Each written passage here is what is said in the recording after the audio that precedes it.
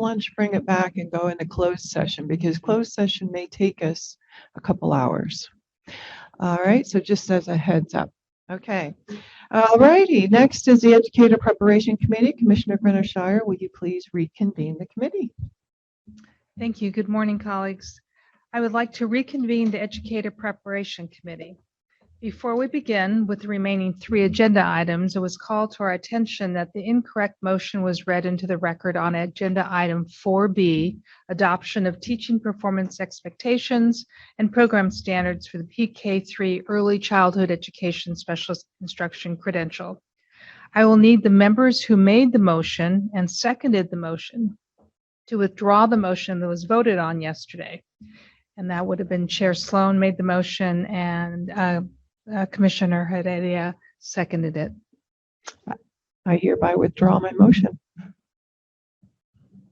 I hereby withdraw my motion. Thank you. I second. We will now need to vote on the correct motion for this item, and that is that the Commission adopt the proposed preparation program conditions, program standards, and teaching performance expectations for the PK3 ECE Specialist Instruction Credential, and approve the language as new regulations to create Title V regulation sections 80067.1, 80067.2, and 80067.3 respectively. This would include the proposed revision to precondition 3 to mirror California Education Code 44320A and read, professional preparation, including student teaching, shall be made available in the upper division course offerings at all California public institutions of higher learning. Do I have a motion? So moved. Thank you, Chair Sloan. Is there a second? Second. We're fighting for seconds. Okay, Chair Simmons. Thank you. I have a second by Commissioner Simmons. Will the recording secretary call for the vote? Each member please respond with aye, nay, or abstain. Nat Brown, Aye. Jose Cardenas, Aye. Juan Cruz, Aye. Christopher Davis, Aye. Michael De La Torre, Aye. Marisol De La Torre Escobedo, Aye. Makina Grenell-Shire, Aye. Megan Gross, Johanna Howitt, Aye. Susan Aradia, Aye. Terry Jackson, Aye. Bonnie Cladd, Aye. Monica Martinez, Aye. David Simmons, Aye. Tina Sloan. Aye. Motion carries. Thank you. Now we will move to item 4C, refinements to stages 2, 3, and 4 of the initial institutional approval process. This item is being presented by Punan Bedi and Hart Boyd. This is an action item. Mr. Boyd, will you please begin? Yes, thank you. This agenda item presents proposed changes to stages 2, 3, and 4 of the initial institutional approval, or IIA, process for the Commission's consideration and possible adoption. Before we get into the proposed changes, we thought it would be helpful to provide a brief overview of the IIA process since we have a number of newer commissioners present. This is a process that any institution must go through if it wants to offer an educator preparation program in California, and this could be an institution within or outside of California. Several years ago, a new 5-stage IIA process was developed and adopted by the Commission. This new process includes decision points at the end of each stage that are meant to serve as safeguards that seek to ensure institutional and programmatic integrity throughout the process to full Commission approval. The main objective in briefly going over each stage is to let you know what the process currently looks like. If you look at the second page of the item, you will see the 5 stages of the IIA chart. The first stage is centered on 2 prerequisites which determine whether or not an institution will be eligible to take part in the IIA process. The first is providing evidence of legal eligibility. So an institution of higher education must provide evidence of being accredited by one of the 6 regional accrediting organizations in the United States. For local education agencies, board approval must be provided. In addition to providing evidence of legal eligibility, a prospective program sponsor must then attend an Accreditation 101 session hosted by Commission staff. At this session, these institutions will be provided with a comprehensive overview of the 5 stages of the IIA process. In Stage 2, institutions submit responses to the 12 eligibility requirements. These requirements very closely resemble the general preconditions, which are requirements that all Commission-approved institutions must be in continued compliance with. The purpose of Stage 2 is for the Commission to determine an institution's eligibility in moving forwards towards provisional approval and to ensure that the institution has the capacity to sponsor effective programs. In Stage 3, an institution submits responses to the initial program preconditions, general precondition number 9 if applicable, program-specific preconditions, and the common standards. Preconditions are concerned with institutional and program compliance, while common standards are generally concerned with institutional infrastructure and support for the proposed programs. When an institution is brought before the Commission at the conclusion of Stage 3, the Commission will act to either grant or deny provisional approval, which will allow the institution to be recognized as an approved program sponsor. That being said, even with provisional approval, the institution will not be permitted to operate any programs until the programs have been approved by your Committee on Accreditation, also known as the COA, in Stage 4. In Stage 4, an institution will submit responses to the program standards, which are concerned with program quality and effectiveness. Once alignment to the standards has been determined, an agenda item will be written for the COA for their consideration of approval for the proposed program. As you can see by the note at the bottom of the chart, an institution may only begin offering their proposed program upon approval by the COA at the conclusion of Stage 4. After receiving program approval, an institution will move to Stage 5, where they will begin their preparations for a provisional site visit, which will come at the end of their 2 to 4 year provisional approval period. Based upon the information obtained by the site visit team leading up to and during the visit, the team will make an accreditation recommendation. The accreditation recommendation will first go before the COA, who will determine whether or not an institution is ready to appear before the Commission for consideration of full approval. If the Commission determines to grant full approval to the institution at the conclusion of Stage 5, the institution will then be moved into a color cohort and will be responsible for meeting all requirements of the 7-year accreditation cycle that all fully approved institutions are subject to. With that, I will turn the second half of this presentation over to Poonam. Thanks, Hart. Can everyone hear me okay? Great. So staff is continuously looking for ways to further refine the IIA process. For example, this April, an item was brought before you with proposed changes to Stage 5.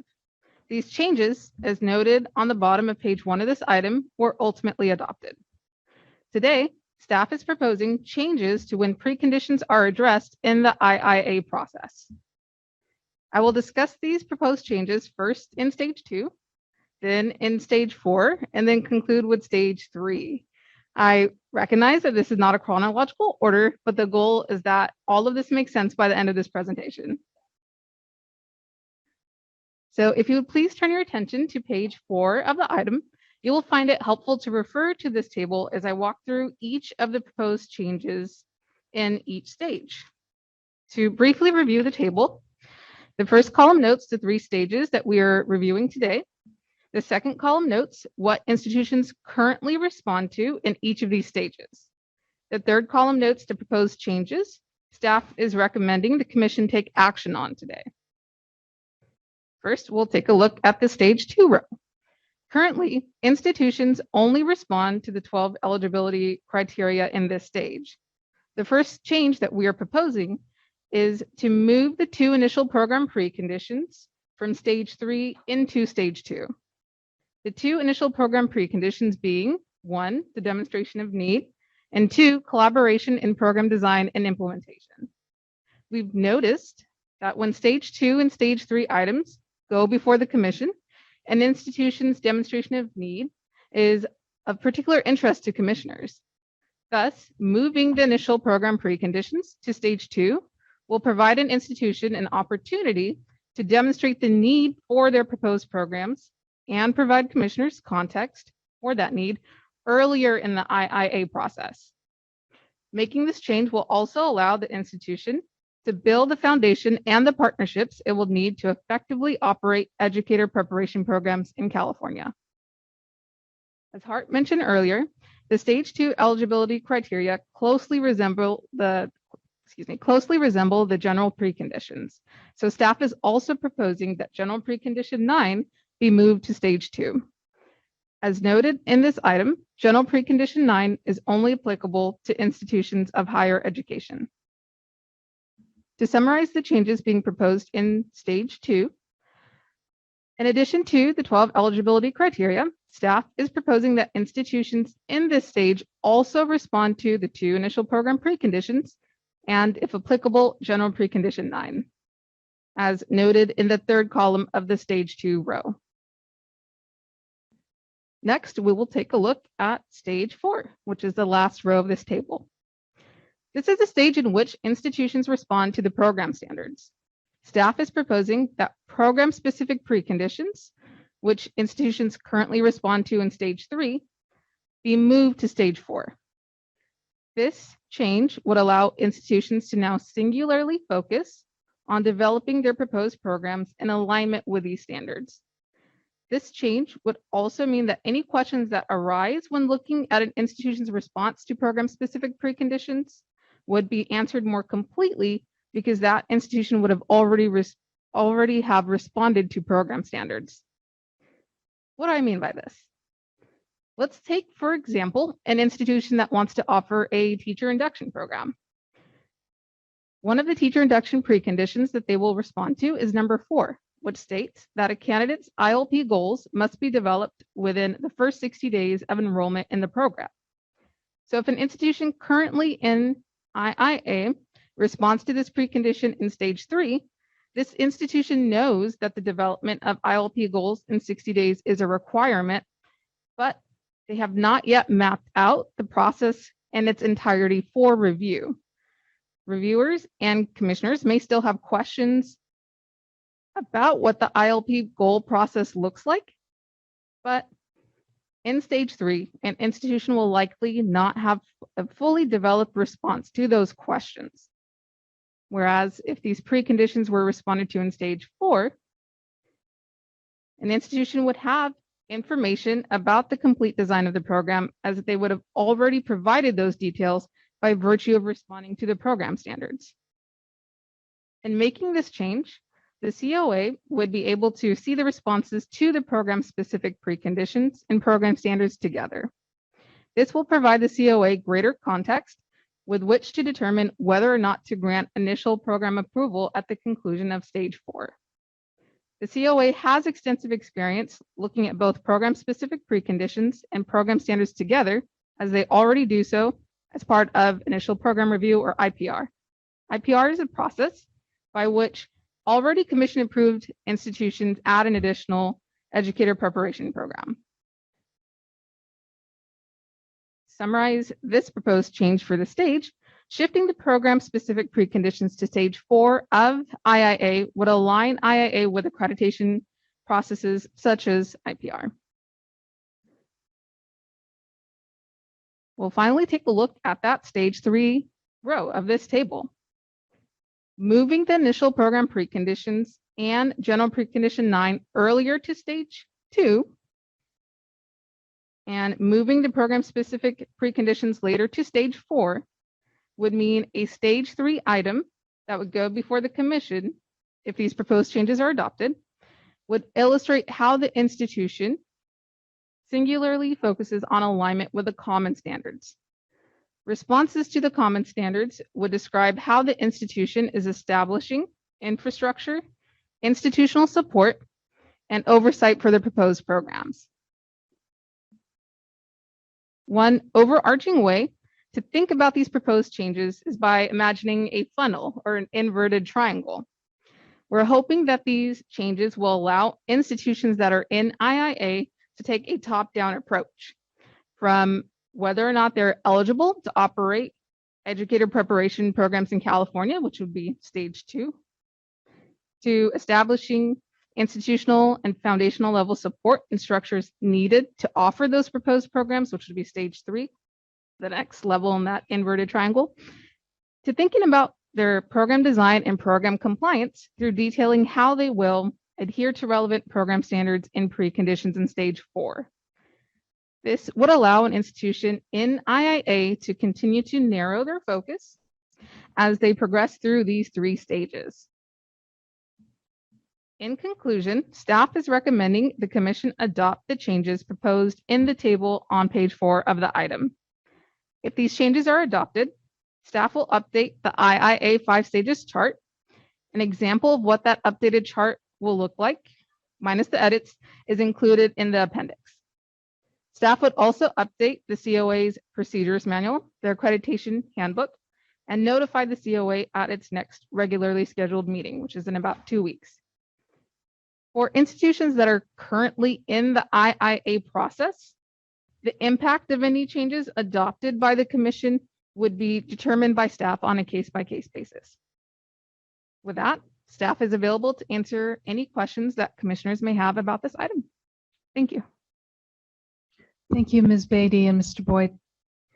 We will now open for public comment. If there are members of the public that would like to give a presentation, please notify the meeting moderator by submitting a request card or clicking on the raised hand icon if participating through Zoom, or pressing *9 if participating by phone. Recording secretary, are there any public comments? There are no public comments on this item. Thank you. The public comment period for this item is now closed. Do commissioners have any questions or comments? Yes, Commissioner Clapp. So thank you for the presentation. And I just wanted to say how much I appreciate the table, and that we get it every time we see one of these items. It makes it really clear, I think, to us reading it, to see exactly where they are in the process and what's coming next.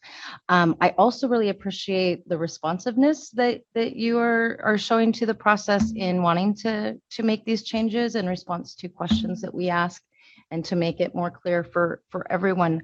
So with that, I'd like to move that we adopt the proposed refinements to stages 2, 3, and 4 of the initial institutional approval process. Thank you for that motion. Do we have a second?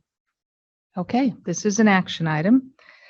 Any further discussion? Yes, Chair Sloan. Just a quick acknowledgement of this was something that you all noticed in our processes and decided, got to work on and said we can do this better. And I really appreciate that. It wasn't something that we could figure out here at the table, but you figured out a better way of doing it. So thank you. Commissioner Brown. I have several questions, but let me start with one because maybe there's only one to ask. Because the community colleges and because pre-3 is new and may include the community colleges,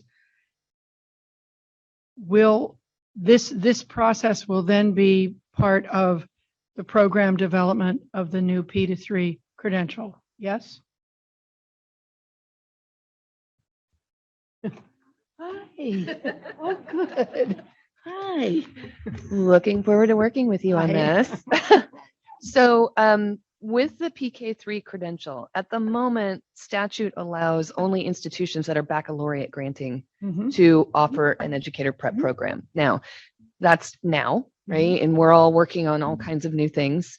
If at some point the community colleges were added to that statute or something, and that at which point you would be allowed to offer they would be allowed to offer or be educator prep, then yes, we would have to look at this IIA process as the process to bring them all in.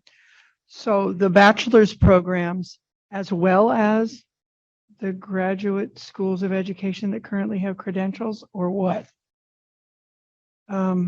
Just the programs, only for programs. Maybe I don't understand your question. So I think, Commissioner Brown, if I'm understanding your question, and I think it goes back to what is III?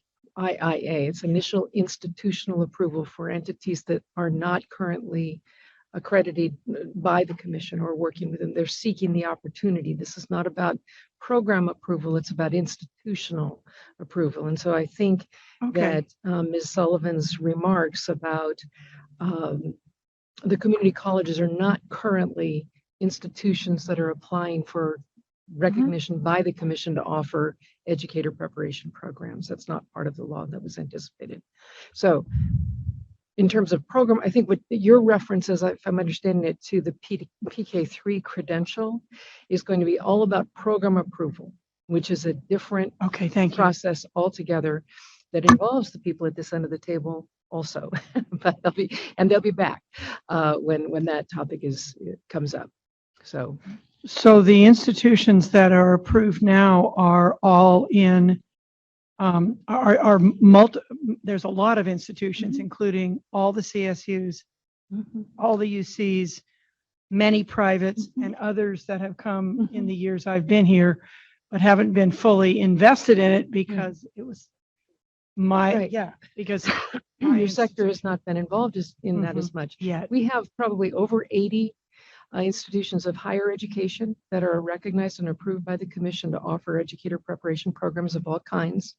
We have another probably 150 plus LEA based programs that are offering induction programs. And we're seeing almost every month, we're seeing a handful of new districts largely. I think most of the new requests that are coming forward for your approval are for districts seeking to offer their own induction programs, and they haven't been recognized by us before. So this whole process is about ensuring that they have got the infrastructure to offer educator preparation. It's our highest level and first level of review of a program, and it goes deeper into, are you structurally sound? Are you financially sound? Do you have the capacity to prepare adults to do this work? And then, are you addressing our common standards? Are you addressing our program standards? It's the process, and the chart is our way of keeping track of where we are in the process. But it's about how an entity becomes part of the large family of institutions that prepare our workforce. Community colleges aren't there yet, but yet maybe the operative word. We'll see. Okay, then I'm not going to ask the rest of my questions. Thank you. Any other questions? We have a motion on the table. All right. Will the recording secretary please call for the vote? Before I call the vote, can you let me know who seconded the motion? Okay, thank you. Thank you. Danette Brown, Aye. Jose Cardenas, Aye. Juan Cruz, Aye. Christopher Davis, Aye. Michael De La Torre, Aye. Marisol De La Torre Escobedo, Aye. Makita Gwynno Shire, Aye. Megan Gross, Aye. Johanna Howitt, Aye. Susan Aridia, Aye. Terry Jackson, Aye. Bonnie Clark, Aye. Monica Martinez, Aye. David Simmons, Aye. Tina Sloan. Aye. Motion carries. Thank you. Thank you, Ms. Beatty and Mr. Boyd.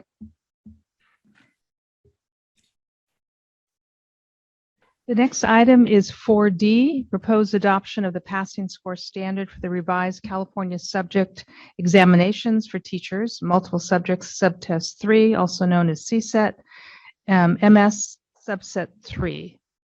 This item is being presented by Mike Taylor, and this is an action item. Right. Hello, He's Commissioner. joining us remotely. Thank you. Mr. Hello. Taylor, will you please begin? Yes, thanks. And hello again, commissioners.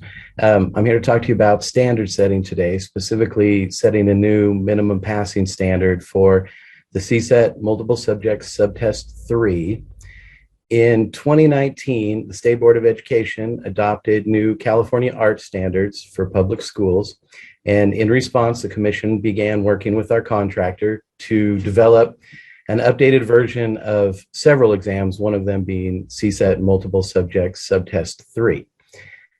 We developed subject matter requirements around the art standards, and the contractor developed some new items and a new exam that has now been field tested, operationally tested, and is coming to you today to set a new passing standard. It's important to recognize in this case that only subtest 3 of CSET multiple subjects was revised. And then again, only the art standards within that subtest.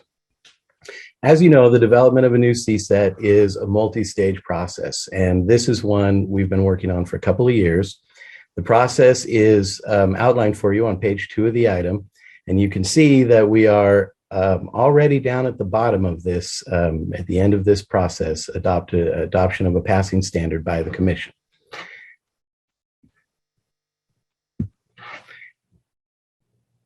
The revised CSET multiple subjects subtest 3 became operational for candidates in August of this year. Following the initial test administrations, a standard setting study was conducted. On page 3 of the item, you can see the test structure for CSET multiple subjects, and again, only subtest 3 and only the visual and performing arts items have been affected by this. And the standard setting study for CSET multiple subjects subtest 3 was conducted on September 8th, 2022. Pages 4 and 5 in the item lay out a lot of information about the specific workshop that was conducted. And the results of the standard setting study show up on page 6, beginning on page 6. Following the standard setting study, our examinations contractor calculated the median panel recommended passing score based on the standard setting study and the individual members' recommendations. And table 2 shows you what that panel recommended cut score is based for both multiple choice and constructed response portions of the test. Table 3 shows the number of individuals who completed CSET multiple subject subtest 3 between August 1st and August 28th and their potential passing rates based on that panel recommended cut score. Now, one of the things that the Commission may want to consider is an additional modification to the panel recommended cut score for standard error of measurement. To account for examinee differences or measure that could be caused by measurement error,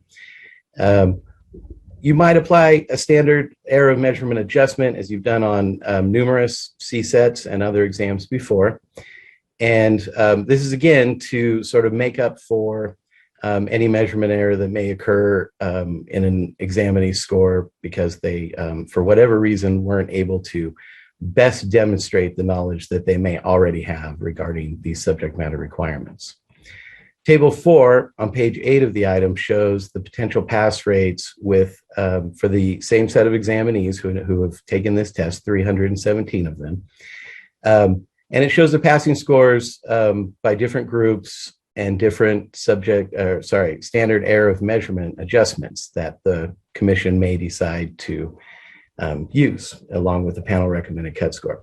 Now, like any criterion reference test that's new, we do expect scores and pass rates to go up on this exam over time as the population being tested becomes more familiar with the subject matter requirements. And the staff does recommend that the Commission discuss these SEM standard error of measurement adjustments and whether they want to apply any of them to the panel recommended cut score, but we do recommend that the Commission adopt the panel recommended cut score with or without one of the standard error of measurement adjustments applied. If the Commission adopts this new passing score standard for the CSET multiple subject subtest 3, notification will be posted on the CSET website and distributed to the field, and all the examinees who have taken this exam so far and are anxiously awaiting their scores will get their scores within 3 weeks. That's all I've got for the presentation. I'm happy to answer questions. Thank you, Mr. Taylor. We will now open for public comment. If there are members of the public that would like to give a presentation, please notify the meeting moderator by submitting a request card or clicking on the raised hand icon if participating through Zoom, or pressing *9 if participating by phone. Recording secretary, are there any public comments? Yes. Aaron Githens.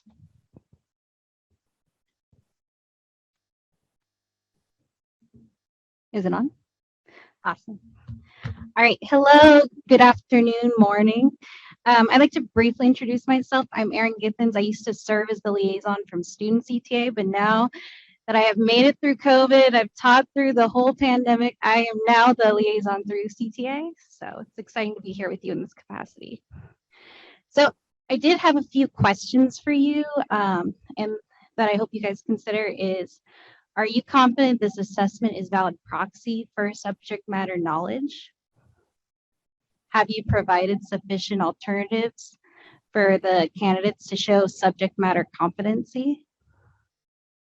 Do you have a real understanding of who's being excluded from our profession by this assessment as it relates to teacher quality? And based on these questions, what degree of exclusion are you willing to accept? So thank you guys so much for your time. Try to bring some energy in at the end. Thank you for your comments and your questions. Ursula Estrada Ravelas.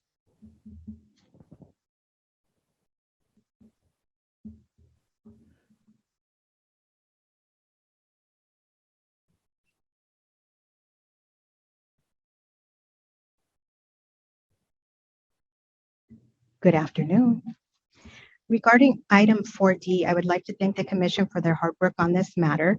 I refer you to page 8 of this agenda item and respectfully request that based on the past practice of adjusting to a standard error measurement by a level of 1, combined with the low number of 11, which is the N for this particular exam, who completed this field test assessment, that the Commission would adopt a passing rate at a negative 1.5 SEM, which would greatly increase the number of diverse candidates.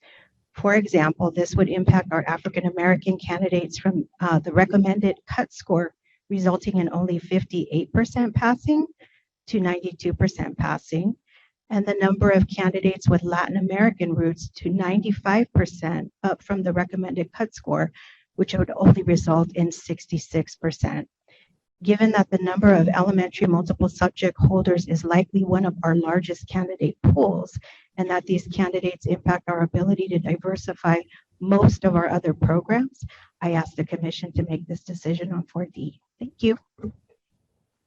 Thank you for your comment and recommendations. Are there other public comments? There are no additional requests for public comment. The public comment period for this item is then now closed. Do commissioners have any questions or comments on this item? And I see Mr. DeGuiri is here with us. Do you want to, perhaps we'll open it up to see if commissioners, and we also had some questions that I think we want to address. Commissioner De La Torre, oh, I'm sorry, and Commissioner Gross, and then we'll come back, David. Go ahead, Michael. Oh, thank you, Madam Chair. Thank you for this report. I love statistics and data, and I'm just going to ask, do you know if the difference was statistically significant between the subpopulations? I didn't see that in the report. A test for statistical significance, are you talking about in the pass rates of the subpopulations for the impact data that's provided? I don't think a test of statistical significance was performed for that. Typically, it's information we provide to the Commission so that you guys can get the most sort of up-to-date information available. On this one, when we did the standard setting study and the panelists, who were all elementary school teachers, looked at, that was the 11 panelists, they looked at the impact data. They had a sample of only 140 candidates. And so there was much less information available by race and ethnicity. And so we collected more data since the test has been administered more time in the time between the standard setting study and having the item ready for this meeting.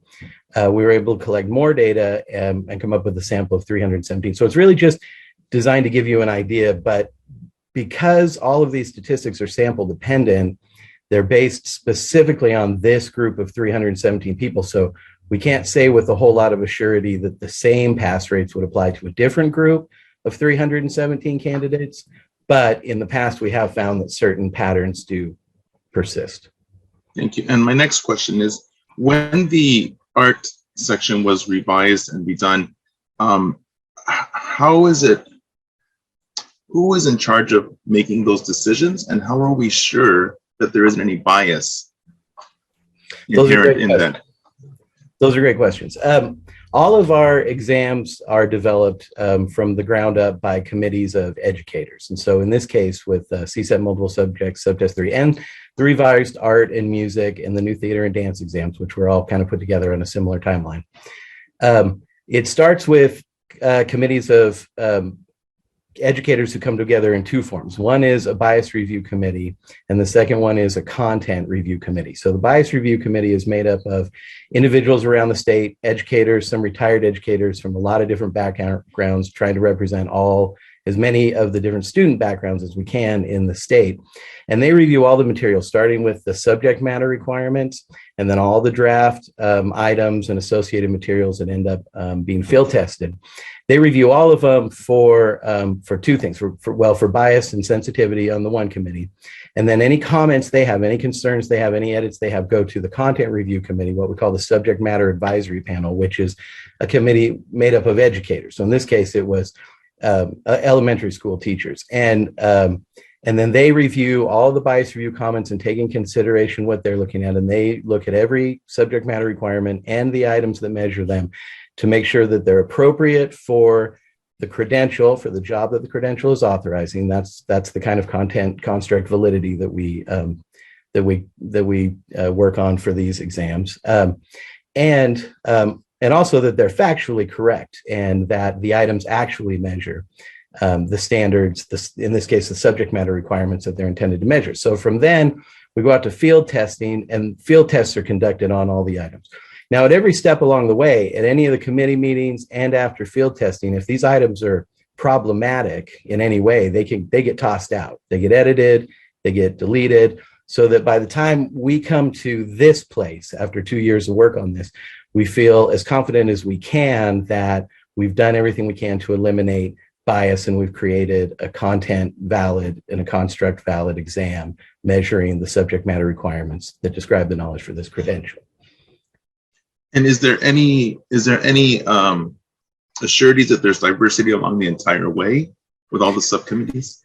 Yeah. Now, unfortunately, we never have the choice. One of the things that perplexes us with committees all along is we always want more people to be on the committees than we can. But I think that these committees have been particularly diverse. If you look in Appendix A of this item, it shows you the makeup of the standard setting panel by gender and ethnicity and job function. You can see that they were all elementary school teachers. They were a real good group of educators. They took the task very seriously. They were mostly people of color, and it was a real good group who took it all along the way.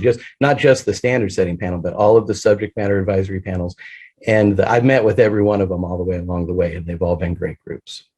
Great, thank you. And I still would like to know, because even with smaller numbers of samples, you can still have some statistical significance through the calculations to see if there was a due to error, the differences, because it does trouble me to see that the African American numbers and the Latino numbers are, to me, they seem significantly lower at the cutoff score. And it just... Yeah, we can ask our contractor to take a look at that as we go on. One of the things we do especially with high incidence exams like CSET multiple subjects, is that along the way, when the data allows, after operational exams, we do a differential item functioning analysis, or rather our contractor does that for us. And that's where it combines, they look at select groups of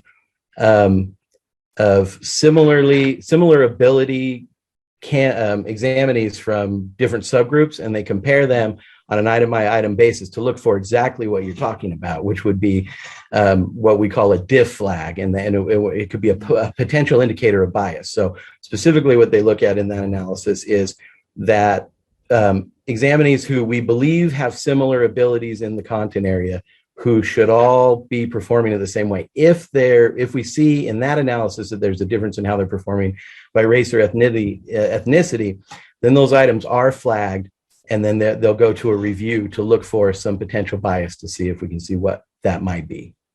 And if there are continuous problems, the items get removed from the pool. Great, thank you, thank you. Yeah, because it did trouble me that it would be a difference between subtest 1, subtest 2, and then subtest 3 would not be similar. So thank you for that. Sure. Thank you. I have Commissioner Gross and then Commissioner Pavry. I think I have a question here that's related to kind of Michael's question a little bit. I very much appreciate, Mr. Taylor, the explanation about when we go through and look kind of test item by test item to look for those variances. I'm wondering, is there a portion of the exam that we also see? Is it the multiple choice portion, the constructed response portion of the exam that leads to the lower pass rates for certain groups? I don't off the top of my head know, but I also don't believe specifically that that's the case going on here with CSET multiple subjects. Again, what we're looking at here is a small sample. I can tell you that in 25 years of developing and administering standardized tests, I have yet to see one that doesn't have different pass rates by race, gender, and ethnicity. And the reason we go through the processes we do with the committee reviews and the bias reviews and the differential item functions, because what we want to do is try to eliminate bias and potential bias on the part of the exam as much as possible, so that when we see race and ethnicity data, we get a more reflection of like what's going on with people who came to this exam. And it's a particularly tricky case with an exam like CSET, because people come from all over the place to take CSET. It's an initial step into the profession. And so unfortunately, we know it doesn't measure anything that happens in the teacher prep program. It measures the kind of education everybody received before they came to teacher prep. And unfortunately, I think we're all aware in the room that not everybody in this country gets the same education leading into joining the teaching profession. And so some of what's reflected there, that's sort of the intention of all the measures we take with the exam, so that we can show when reporting at race and ethnicity statistics that there's a real gap going on in education in our country. I don't know if that answered your question or not, but it does. And I have one more question. I know that we can consider a standard error of measure. Is that something that the standards committee was also able to consider? And if it was, can you provide some information about why they did not choose to address that? No, this was not presented to the committee. This is the kind of decision that can only be made by the body with the authority to set the minimum passing standard. And in this case, that's the commission. So we didn't breach standard error of measurement with the committee at standard setting. They used a purely content-based process based on the items. They were looking at the test itself. They reviewed all the different parts of the test and the SMRs, and they just sort of made a judgment about, in their professional judgment as teachers who were teaching with this credential, what's the minimum amount of knowledge somebody would need to achieve, demonstrate on this exam in order to begin teaching in an elementary school classroom in California. That's really what their focus was. And so we bring up SEM for the commission because you have the authority, and it might, and it's traditionally been something the commission has done. Thank you. Madam Chair, may I just add of to course. Mr. Taylor's response? Whenever we are looking at a new examination, we consider a standard error of measure because it's new. And we don't know yet how it's going to perform in the larger population. And that's particularly important when we have a low N of response and when we see the kinds of disparities across different demographic groups that we see. So that is a tool that you have used in the past and one that we strongly recommend you consider in this case, so that we're making sure that there's nothing about this assessment that is going to undermine the population that is seeking to enter the profession. We want to do everything we can to enhance it, and we review as we get more data from more examinations. We are constantly monitoring this. This is a big part of the work that Mike Taylor does for us, is to monitor how our assessments are performing. If there's a need for an adjustment, we bring that back to you. But standard error of measure is a really important tool you have to ensure equitable opportunity. And also, I think possibly Director DeGeer came to the table to speak to one question that was raised by our former student CTA person at the table, having to do with this being one option. With statute that was enacted last year, as you may recall, we have the ability, educator preparation programs have the ability to recognize academic majors and do transcript analyses for candidates seeking subject matter verification. The test remains one way to do it, and setting an appropriate passing standard that is not going to be a roadblock is your opportunity today. Hopefully that helps. Thank you for those helpful reminders. I have Commissioner Pabry, Simmons, and then I see Michael with your hand back up. Thank you. Wonderful. Thank you so much. And thank you for bringing this to us and the rich discussion proceeding. I think one of the key, there's ample research evidence that supports the importance of having a diverse teaching workforce that represents the student body that we teach. And I would strongly recommend that we look at a -2 or at least a 1.5 SEM. We do not want to throw up systemic barriers to bringing those people that we know improve educational outcomes for our kids who have experienced the most inequitable outcomes. And I also am really concerned about not just the total ends, but the really small ends in some of our subgroups that are represented here, including some that have such a low end that we don't even know the unintended outcomes of these test scores. So I would urge all of us to look at a pretty high SEM here. Thank you. I appreciate that recommendation. And I think when we get through the comments of the commissioners and have David give his remarks, we'll come back and ask for a recommended standard area of measurement. Commissioner Simmons. I was hoping that David would give us a little bit more information on what the alternatives would be. So specifically, Subtest 3 has 3 domains, right? There's the human development, PE, and visual performing arts. And within the visual performing arts, there is 3, are those subdomains or those still domains where that you talk about, or does the art standard, did that impact all of those? There's 4, I think: theater, dance, and music. Yeah, and so as our executive director explained, the alternative is to use coursework. So if you don't have a major in the area, and a major for multiple subjects would be liberal studies, you can use coursework analysis for either completely meeting subject matter, or you can use a combination of coursework and subtests of the multiple subject CSET. Is the design of Subtest 3 compensatory? If I do really good in human development and not very good in visual performing arts, can I pass? It is compensatory. Yeah, it's a total score rather than having to meet a certain number of questions in each area. So because of the way that we have organized, and remember, we organized the groupings prior to having the coursework option. I would have to, if I'm going to use the coursework option, I not only have to do a course in dance with a grade of, is it C- and better? Once the regulations get approved, it'll be C or better. But right now there is no requirement in statute, as long as you pass. Okay, so then as long as I have a class in music, 1 class in music, 1 class in art, and it has to be either a 4-unit quarter class or a 3-unit. Correct, and it could be 1 class that covers more than 1 domain. Okay. It doesn't have to be a separate course for each domain. But I don't what I'm trying to get at is I don't have the option of going and taking arts classes. I also will have to do human development and PE because I have to meet it for the entire subtest. Correct.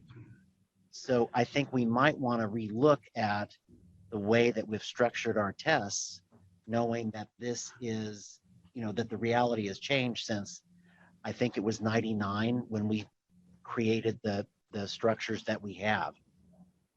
So one of our next big projects will be to revise our subject matter requirements. So our subject matter requirements were designed as test specifications.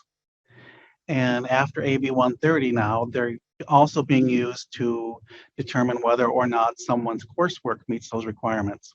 They were not designed for that. Moreover, our subject matter requirements, how the format of them varies from subject to subject.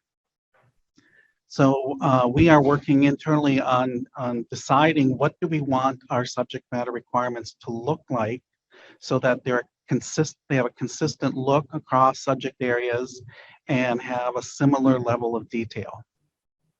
So over the next couple of years, we need to revise all of them primarily so that it's easier for our preparation programs to use them to assess coursework. Thank you. And that being said, I too would be supportive of a negative 1.5. So We'll come back to that. Commissioner De La Torre? Thank you, Madam Chair. So going back to this, so this pass score would be for the entire subtest 3, not just art, correct? Yeah, it would be for the entire subtest. And that was the dilemma that the standard setting committee had as well. They had to review the entire subtest to make a recommendation, not just the arts portions that were revised. But there were no revisions to the other subcomponents of subtest 3. Just the arts. And then what were the pass rates for the other subcomponents with these populations within subtest 3? The impact data that you have in the item is for the entire subtest. Oh, it's not just for, oh, I see. Yeah. This is already inclusive of all 3 subtest parts. Yes. Well, no, not all 3 subtests. Sorry, all of the domains that are measured within subtest 3.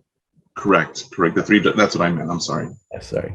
I too would be supportive of passing at a -2 SEM, only because that seems to be the only one that allows for all of the subgroups to have within the same decile of pass rates, including the other. Thank you. Thank you, Michael. Commissioner Heredia? I just had one quick question. I too would be in favor of changing that, the standard error. I always call it standard error of deviation. Goes back to the old days, right? But that's what I refer to it. So I'm in favor of that also, and also wish that the number was greater in terms of gathering the data with such low numbers. But quick question, can you remind me, do we come back after a year from now and look at this? So that's something that the again? commission can direct us to do. Okay. And there have been some exams where we've asked you to direct us to do that. Okay. Especially with the CSETs for dance and theater, because we had between 9 and 11 candidates taking those tests. So we are going to be doing it there, and it would make a lot of sense for you to direct us to come back in a year on this one as well. Okay. Well, I'd like to recommend that you come back from a year from now, but I'm only one person, that's why. Thank you. Commissioner Hartwig? Well, you're 2 people now, because that was going to be one of my 2 members now. I would definitely like to revisit this. So I would like to hear a little bit more about why the cut rate was set at this level. First, I just want to say I am also going to be supportive of including an SEM, and am very cognizant of us not wanting to place barriers in front of people getting into our profession. At the same time, I'm also really thinking about the quality of the teachers that are being put before our students, and also what we ask of our students in terms of learning and of quality, if they're going to be considered, ready to finish high school or whatever. And so, what we're asking for our base score here is 61%. That if you get 61% of the possible points, then you have passed the test, right? That's what we're asking. So for me, again, maybe going back to my member of the public, when I see that, I wonder, what does that mean about what we're asking people in terms of their level of competence to get started? So I got a couple questions from that. Does that mean this is a really tough exam that we have? Is it particularly difficult that we're only going to ask people to get a 61% before we say that they're ready to get started? Is it that the SMRs, is that the right thing that I'm saying, that we're attaching the test to are very tough or maybe aspirational, and we're not in reality expecting people to be able to know all those SMRs before they get started? Is it that teacher prep programs are not preparing people to be able to reach more than a 61%? So this is just where my concern comes from, because I very much want to be keeping our eyes on the prize about including more people in the teaching profession, not throwing up barriers that are unnecessary. But I also want to be keeping our eyes on the prize about what we're expecting, of what level we're expecting of our teachers coming into something when we say that they're ready to be in the classroom. So I may not understand well enough the purpose of the CSET. And so maybe it's able to set a even lower threshold, and then there's some other reassurance that we have. But I'd like to hear a little bit more discussion, maybe from Mr. DeGuerre, but also from the commissioners, to help me become more comfortable with a 61% being considered competent to get started. I think it's important, and David or Mary, maybe you can just remind us of what this test is actually testing. I think maybe starting off there. Mary, you want to take that, or David? And then I have Chair Sloan on the list as well. So the CSET is a demonstration of subject matter competence is required by statute, and it is intended and usually completed before someone enters preparation. So you don't hold teacher preparation programs accountable for how someone does on the CSET because they haven't seen them yet. They're not working with them. The test itself for the multiple subject covers multiple domains of knowledge. It's a lot of standardized multiple choice questions and short constructed response. So candidate performance is their performance on any given day, right? They go into a testing center, or if this one may be available online, I can't remember. And the questions that are before them and the time frame that they're in and what they had for breakfast and all of these factors contribute to how they perform on the test. So all of those things are taken into account by our contractor and by our testing staff. Mike is nodding his head. So far, I'm still on the straight and narrow here. That, in my experience with standard setting, there are two different ways in which we look at the data. First is a criterion-based look. If we expect everybody to score, to demonstrate this much knowledge, this is where we would put the passing standard. And then we apply that passing standard to the group of people who took it, recognizing all the variables that may have impacted their performance on that day in that testing center. And we look and we see 61% of the people pass it at that passing standard. This is the first, at this point, this is the entry of this test into our ecosystem of testing. And we don't know whether 61% is going to be the ongoing expectation or whether it is what that 61% actually represents. So we apply this norm referenced criterion also, which is what you're doing when you look at a standard and apply a standard error of measure. How does this work in the population? Is it having an impact on any particular group of candidate, and does that concern us? I'm hoping that this is helping you a little bit. By establishing a standard error of measure, you're acknowledging all of the different things that could have impacted that score. You're giving yourself time to see a bigger population emerge around that test to give you more data. Is that a trend? Is it a problem? Where is it? You're not holding initial candidates accountable for any of these other factors that may be impacting the passing rate on this. Is that helping? That does help, although I had understood that what you were talking about all the other factors that may be impacting them, whether they didn't have a great day for testing, whether something else is going on and they did not perform their best. I understood that that was encompassed within the standard error of measurement that we're going to be not within the cut score that is being recommended. The recommended cut score is based on this is the amount of knowledge that the group who did our standard setting study believes is necessary to or recommended for someone to demonstrate subject matter preparation before they enter teacher preparation.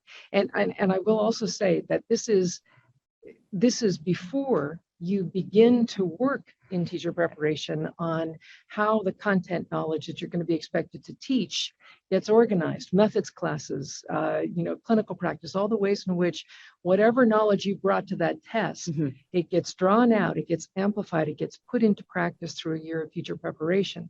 So being cautious about the passing standard at that point in the trajectory of a future teacher's career is probably a good thing.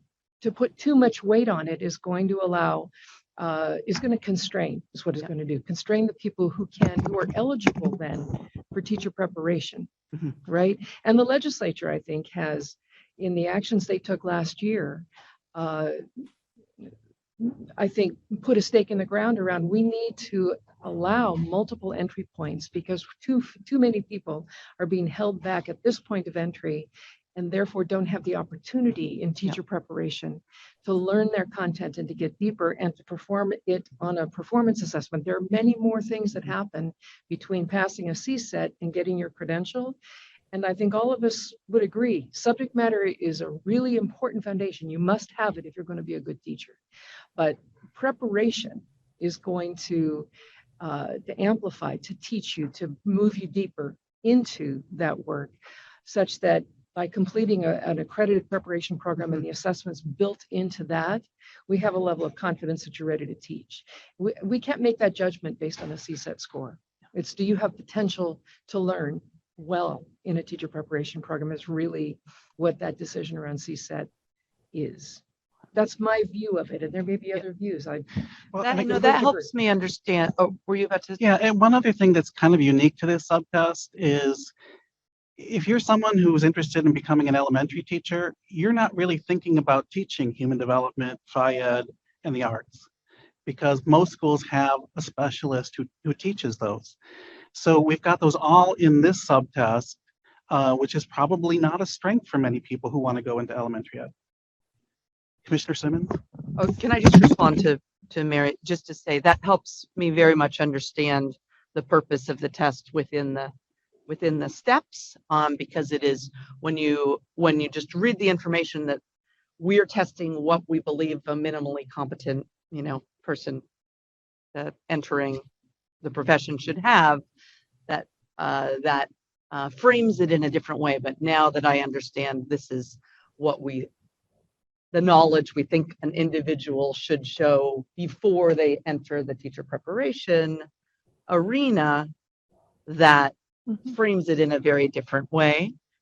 Can I just add So- one more thing to that? You may, but we have a lineup here, so. The only thing I would add is that Director DeGeer mentioned that our next big piece of work is to review the subject matter requirements that drive the CSET.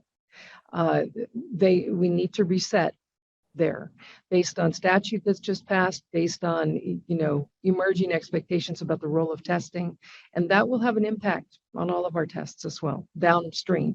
So I will just say that my concerns, I appreciate this, is very helpful for me and helps remind me that the questions that I'm having about cut score here are extremely different than the multiple conversations we've had about cut scores for performance assessment. Exactly. And what that means. So thank you for the re-education. And if I can jump out of order, just because I was in the room when the David. decision was made in 25 years ago. I was on the panel that put this together, and I can say that third subtest was the catch-all. It was just the one that we put because we had the fourth subtest of English was done in the same way. That one is just sort of the catch-all of the other steps. It's like the first one was language and social studies. The second one was math and science. And we thought, well, if we're doing test prep, for those subjects that would be a good organizational structure for us. Had no concept of what it actually would look like in terms of if we were going to be doing any kind of transcript analysis. Sorry. Thank you for that historical perspective. I have Chair Sloan and then Commissioner De La Torre. I just want to be sure that we have perspective on what we are doing and what this requires. So the three areas that Subtest 3 tests for: human development, physical education, performing arts. That's a pretty broad range of content. One of the things I think that CSET has always done for candidates is it has brought them to look to the frameworks and the student standards as a way of, when they study for this content, it gets them at the very beginning of their teaching career to look at what it is that as teachers they're going to be required to know in order to teach these things. And what the CSET does is it helps ensure that they have some baseline foundational knowledge when they go into a teacher preparation program that the teacher preparation program can build on as they prepare them to teach. And we have, over the years, defined different ways, as we've talked about here, both helping them learn that subject matter knowledge. Now that's where the subject matter preparation programs come in, which a lot of our institutions offer at the undergraduate level for the candidates to learn all of these subject matter areas related to the frameworks and the standards and what they might need when they go in to become teachers. In a perfect world, everybody coming into teaching would do one of those programs to ensure that they had the kinds of things that our experts and our teachers currently in the field say, this is what you need to know to be a teacher. But we don't live in a perfect world. In addition, we have lived in a world in California where the majority of our programs have been post-baccalaureate programs. Now we are moving to more integrated undergraduate programs. We have all kinds of education minors and majors now that we didn't have even 5 years ago. So a lot more of the content for teaching is moving more purposefully into those places. And we still need to ensure that we have options for people who have not had those other opportunities to learn the subject matter and to build that foundational knowledge prior to going into teacher preparation. So that's what we have here. We have an opportunity to both ensure that they have foundational knowledge and to point potential candidates to the kinds of standards that they'll be required to meet when they are teachers. So I would just, again, for all of the reasons that we know, standard error of measure is a very important part of standard setting at this point. And I'm hoping that we will get to a motion on that. I think we're very close to getting to a motion, but I want to recognize Commissioner De La Torre. Thank you, Madam Chair. I just wanted to add, echo what everyone else has been saying, but also for Commissioner Hartwig to recognize that the CSET is a gateway exam that will allow potential educators into the profession. And that doesn't mean that that's where it ends. And once a teacher does begin the preparation program, they will learn. And even once they're assigned to a classroom, they're not working in isolation. They're working with colleagues, with mentors, and they're being evaluated annually to ensure the content knowledge. And as they're working with the state standards, which change over time as well. So even though that they may not, the assessment that they took when they took the CSET might not be the standards that they're working towards at the time that they're in their classroom. So I just want to make sure that I can share with my fellow commissioners that this assessment is just really determining who is going to be allowed into our classrooms to then grow and educate our children, and who is being prevented from entering our classrooms to ever have that opportunity. Thank you. Michael, thank you for that reminder of the developmental progression of growing and nurturing a teacher. because we touch a I shouldn't say we touch a candidate. We impact a candidate from very early on through the trajectory of their career. Before we move to a motion, David, is there anything else you wanted to comment on? This has been a very rich discussion. I think it came about from primarily from one of the comments from our public members. Is there anything else you want to ask before we move to? Yes, and I don't think we can say this enough because we're fighting against a couple of decades where the only way to demonstrate your content knowledge was taking the CSET. We're taking a standardized test, and then we moved to the subject matter programs. I mean, it is my hope that in the not too distant future, CSETs will only be used as an expedient tool for someone who wants to either add another credential area or for someone who didn't have a major that exactly aligns with what's allowed in statute. But we really want candidates to understand, or people who are thinking about becoming a teacher, you can use your major. You can use your coursework. You don't have to pay the extra money to take the test. Get your transcripts checked first. And it's going to take us saying this often and everywhere to get that across. We know that it does put burdens on our preparation programs to now do something that they haven't really done before. And so we continue to work with them to find ways to make that more efficient. But it really, ideally, everyone would, as Director Sandy said, would complete a subject matter program or complete their major to show their subject matter knowledge. Thank you, David. And I know you've been up close and personal with this subject matter conversation on behalf of all the educator preparation programs. Thank you so very much for your work in this area. So this is an action item. I don't want to close off discussion. I want to look around. Yes. A quick question. At some point, will we be able to ask that David comes back and offers us a report in a year? Is that part of the motion, or is that just automatic? Okay. Great. So do I have a motion that the commission adopt one of the proposed preliminary passing score standards? In our conversation, I heard 1.5 or 2, so I'd like to revise the motion a bit.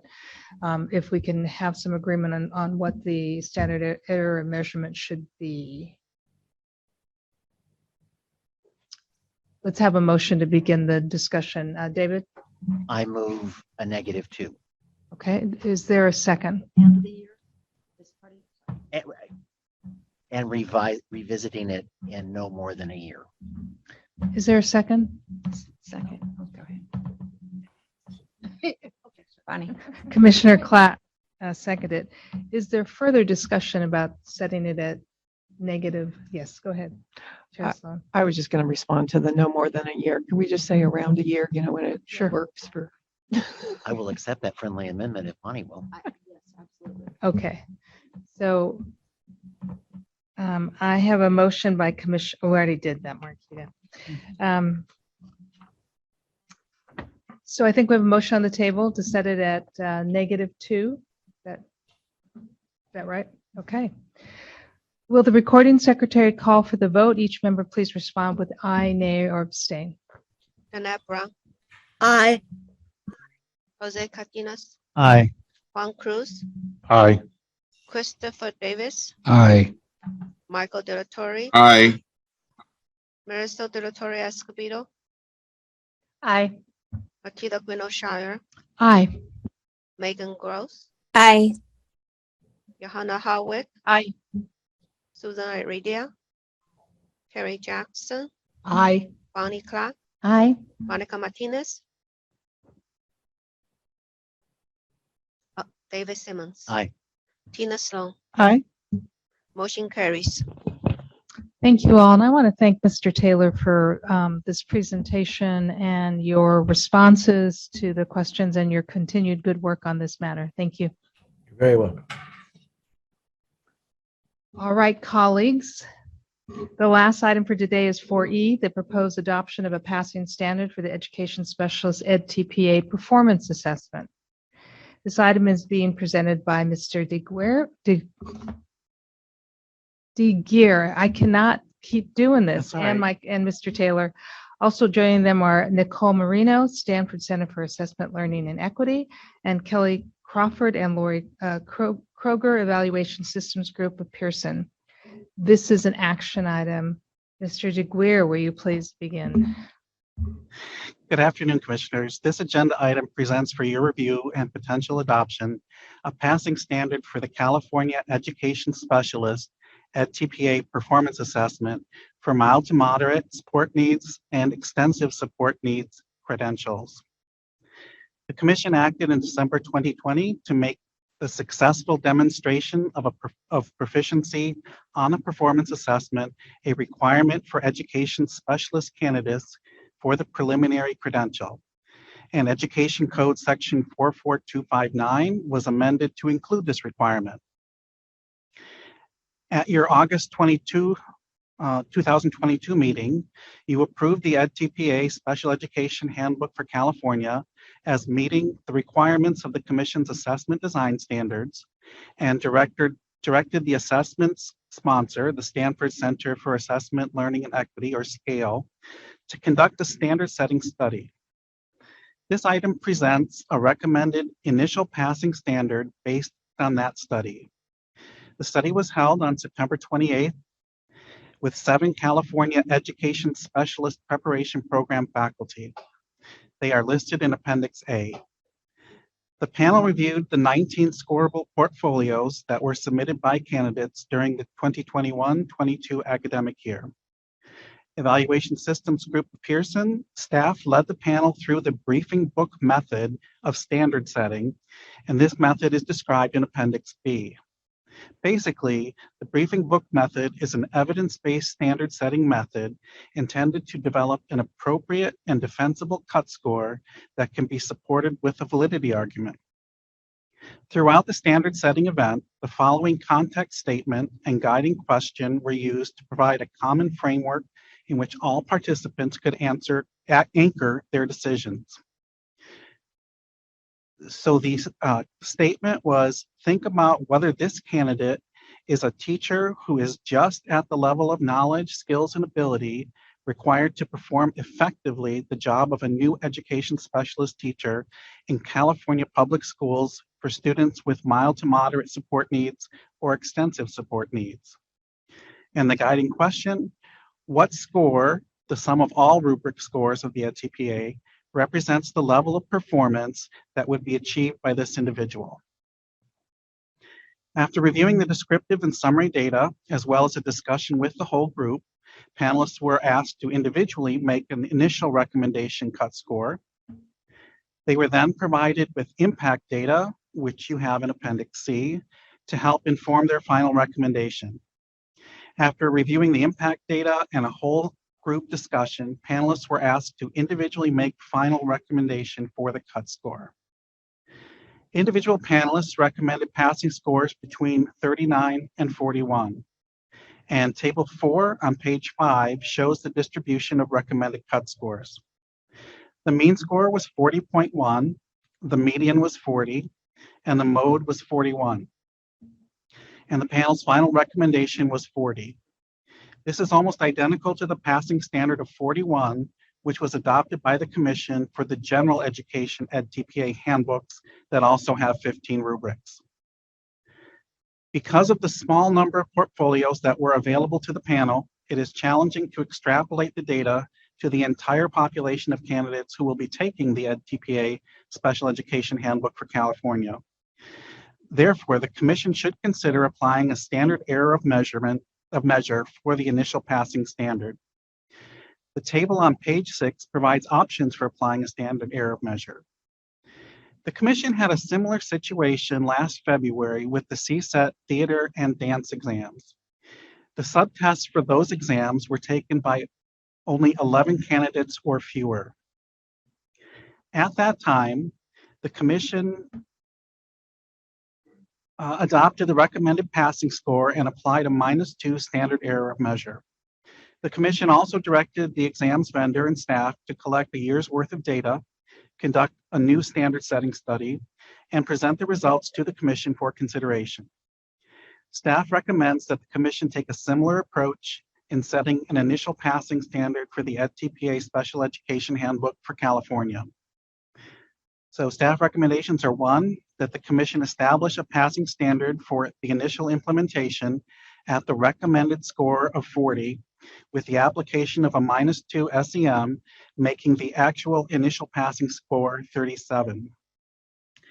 Second, that the commission require the assessment sponsor to collect additional data during the first year of implementation, hold a new standard setting study in spring 2023, and submit an updated recommended passing standard to the commission staff in time to present to the commission for action during their June 2023 meeting.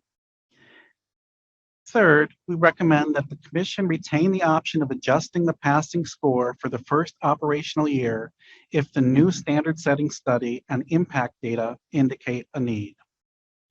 If the commission adopts a passing standard, notification will be posted on the CTC website and the Pearson website, and will be communicated to the field. Supports to the field would continue and be enhanced as staff and the assessment sponsor work with programs to understand what is needed to prepare for the first administration this fall and for continued implementation over the next several years. We are ready to answer any questions that commissioners may have. Thank you, Mr. DeGear. We will now open for public comment. If there are members of the public that would like to give a presentation, please notify the meeting moderator by submitting a request card or clicking on the raise hand icon if participating through Zoom, or pressing *9 if participating by phone. Recording secretary, are there any public comments? There are no public comments. Thank you. The public comment period for this item is now closed. Do commissioners have any questions or comments on this item?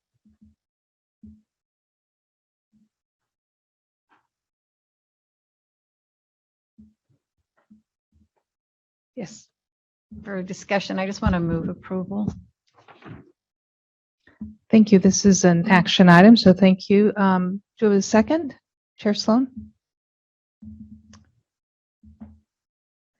Any discussion? I'm using my teacher wait time here.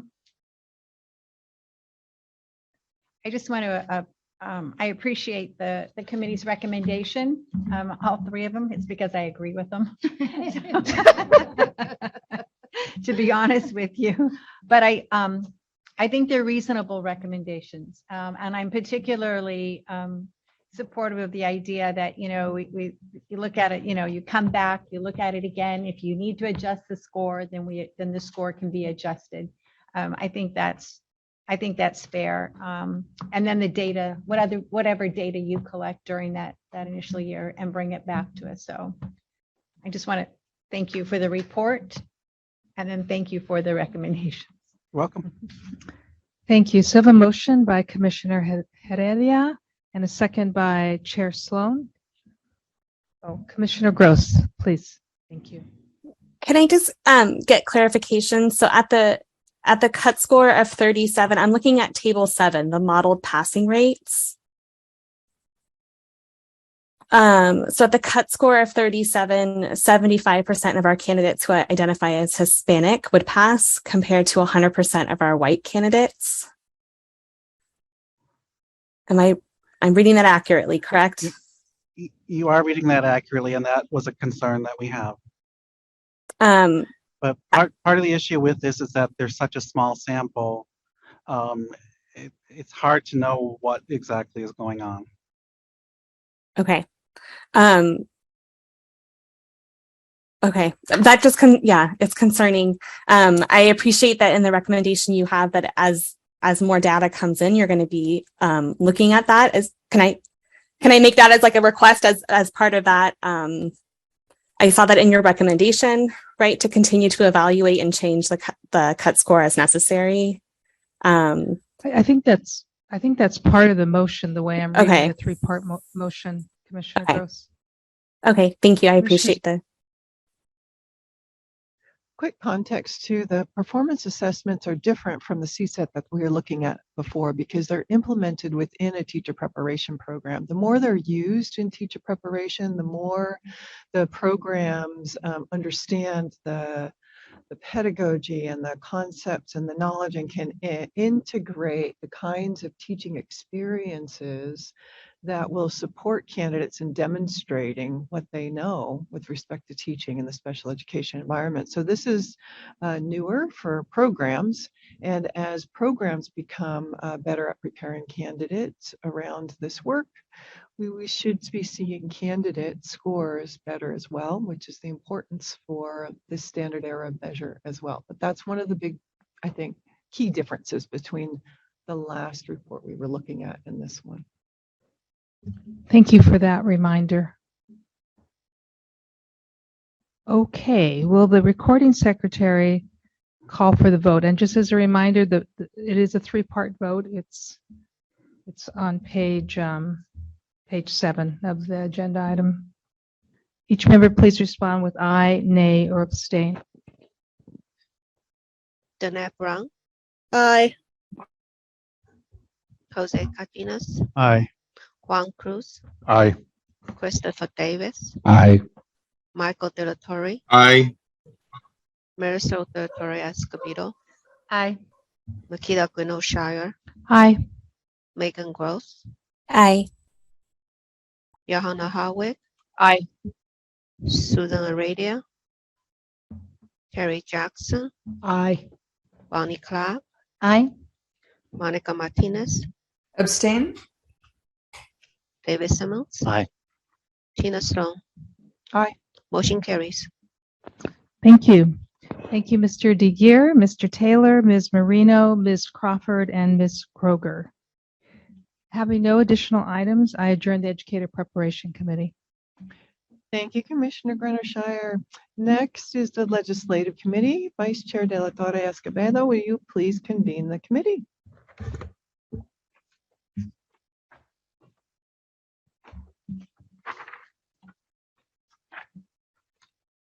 Okay. I now convene the Legislative Committee. The committee has one item before it today. Item 7A, Status of Legislation, is an information item that will be presented by Jonathan Howard. Mr. Howard, we need to keep the class engaged before lunch here, all right? So Mr. Howard, would you please begin? I'll try to keep it short. Good afternoon, Commissioners. It is a pleasure to be here with you this afternoon. The 21-22 legislative session came to an end at midnight on August 31st. Governor Newsom had the month of September to review and act on legislation that made it to his desk. Legislation that is enacted this year will go into effect on January 1st of 2023. The legislature will reconvene in December for an organizing session where leadership will be voted on, and then will recess until January 2023, when they will be back to begin the 2023-24 legislative session. In this final legislative report for the 2021-22 legislative session, I have included all legislation that we've been monitoring, including ones that in my last report I had already highlighted as failing to meet a deadline, or dead. Of the 11 bills that we were monitoring, 7 of them did not make it out of the legislature. Of the remaining 4 bills, the governor vetoed one of them. The following 3 bills were signed into law and will go into effect at the beginning of next year. AB 1876 requires the commission to accept employment verification for the previous 3-year period from local education agencies participating in a consortium in determining workdays per year when issuing an initial emergency career substitute teaching permit. SB 1397 require the commission to waive the basic skills proficiency requirement for the issuance of an emergency 30-day substitute teaching permit until July 1st, 2024. SB 1487 requires the Commission and the California Department of Education to develop a survey by July 1st, 2023 for the purposes of collecting data from teachers resigning their positions or electing not to accept a teaching assignment for the upcoming year. The law encourages local education agencies to administer this survey to resigning teachers within 15 days of their leave and to report the data to the Commission. If funds are appropriated for the purpose, the Commission and the Department of Ed are to compile this data and report it to the legislature and the public. After your June meeting, the Commission voted to support two pieces of legislation, SB 1487 and AB 2694. As I just mentioned, SB 1487 was signed into law by the governor. The other bill, AB 2694, would have created the Beginning Teacher Retention and Support Grant to provide funds to induction programs for mentor training, induction costs, and to cover costs of assessment. AB 2694 did not get out of the Senate Appropriations Committee. Some provisions of that bill did make their way into this year's budget, with local education agencies being permitted to use educator effectiveness block grant funds for the purposes just mentioned. Over the next few weeks, I will be meeting with divisions and agency leadership to discuss issues and work that has legislative implications with an eye toward potential legislative fixes. If we do identify opportunities for the Commission to introduce legislation, I will present them to you at the December meeting or in early 2023. Thank you for your time. I'm happy to answer any questions you might have. Thank you, Mr. Howard.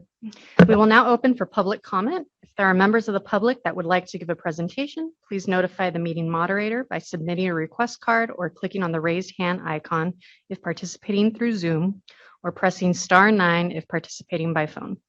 Recording Secretary, are there any public comments? We have no public comments on this item. Okay, the public comment period for this item is now closed. Commissioners, do you have any questions or comments on this item?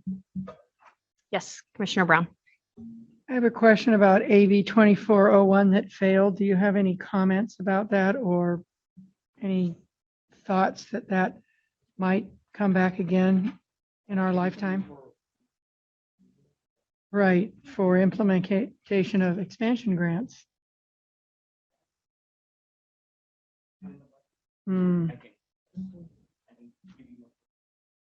Yeah. Oh, okay. Thank you.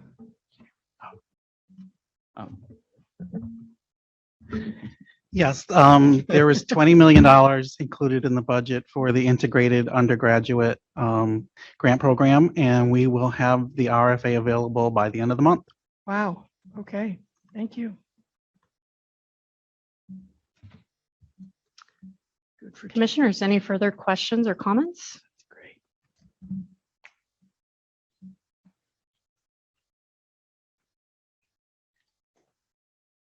Okay. This is an information item and no action is necessary. Thank you so much, Mr. Howard. Having no additional items, I adjourn the Legislative Committee. Thank you, Commissioner Del Torre Escobedo. I will now reconvene the general session and move to item 3H, interview and recommendations of a member of the elementary teacher position, school board member position, public member position, and alternate for the school administrator position for the Committee of Credentials.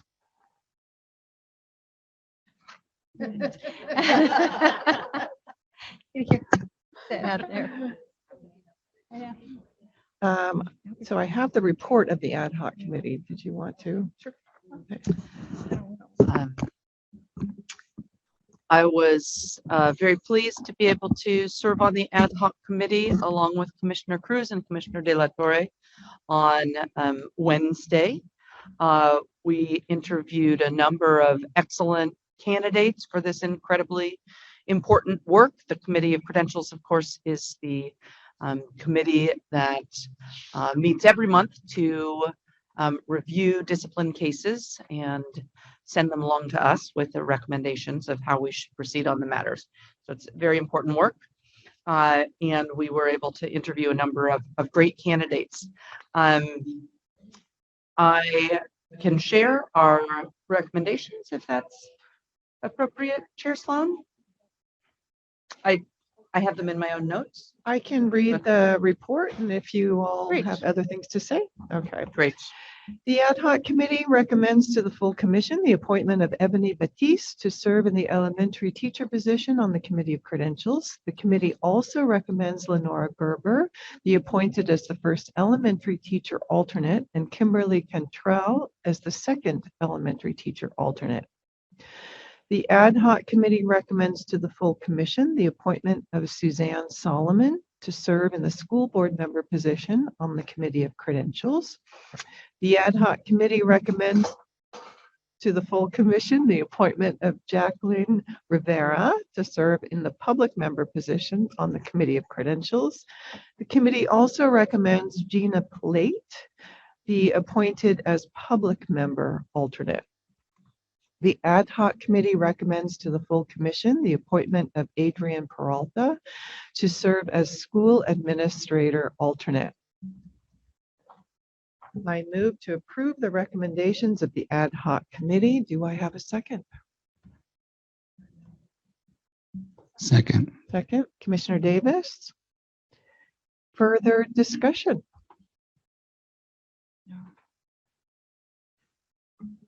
Would Commissioners De La Torre or Cruz like to jump in with their observations? I'll just Oh, say sorry, I see. Yeah. real briefly, my first time serving on the ad hoc committee in this capacity, and I just glad that there's interested members of the public and that wanted to be part of this this work, and so totally support the recommendations. Fantastic. And I see Commissioner De La Torre has his hand up as well. Commissioner De La Torre? Yes, thank you, Madam Chair.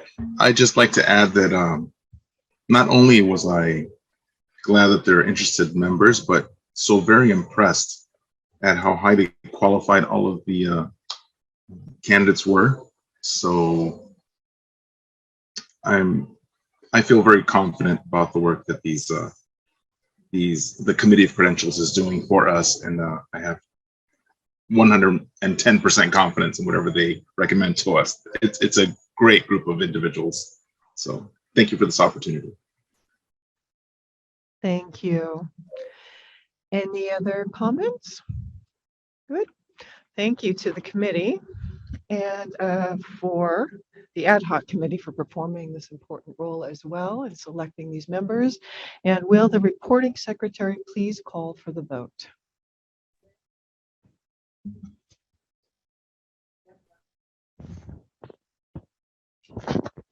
Danette Brown. Aye. Jose Cardenas. Aye. Juan Cruz. Aye. Christopher Davis. Aye. Michael De La Torre. Aye. Marisol De La Torre Escobedo. Aye. Makita Gwinnett Shire. Megan Gross. Aye. Johanna Howard. Aye. Susan Aradia. Aye. Terry Jackson. Aye. Bonnie Clark. Aye. Monica Martinez. Aye. David Simmons. Aye. Tina Sloan. Aye. Motion carries. Thank you. Item 3I is the report of the executive committee.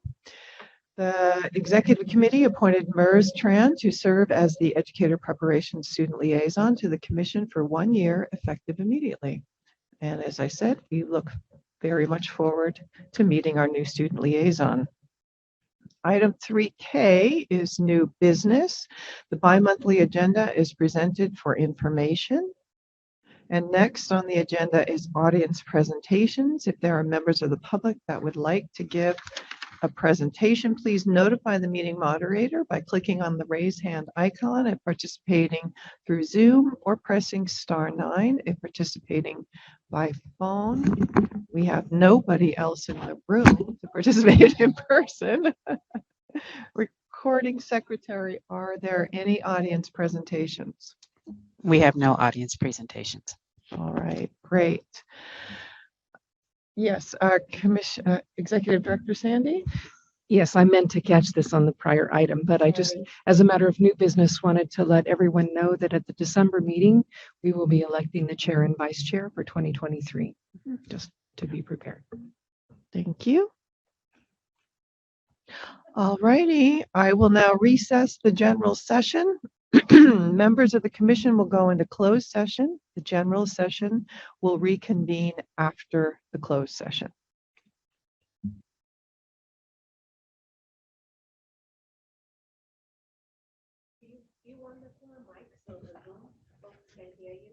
Commissioners, we're going to go and get lunch and come back. So let's see if we can be back within 30 minutes. Sooner would be better, but let's 30? Yep, 30 minutes. Okay. Are we ready to go? Excellent. Okay, commissioners, I would like to reconvene the general session and move to agenda item 3J, report of closed session items. Vice Chair, would you please read the report? Yes.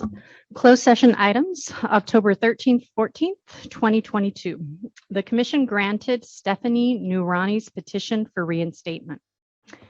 The commission denied the following petitions for reinstatement: David Acria, Anthony Guy, and David Gonzalez. Commissioner Michael de la Torre recused from the Anthony Guy and David Gonzalez matters.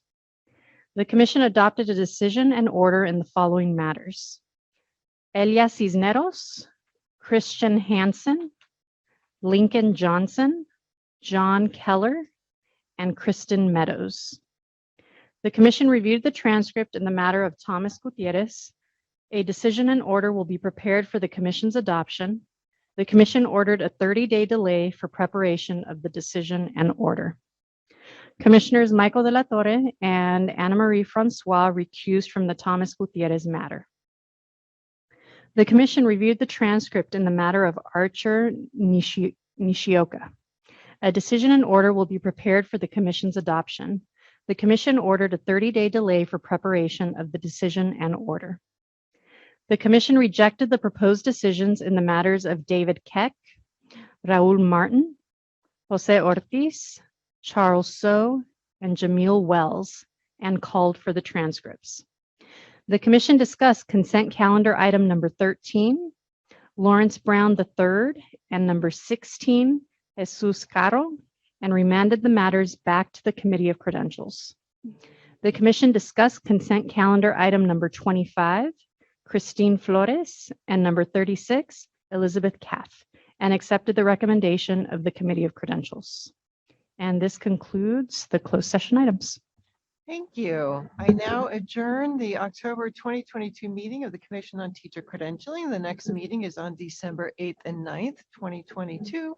Thanks, everyone. Great to see you. See you next time.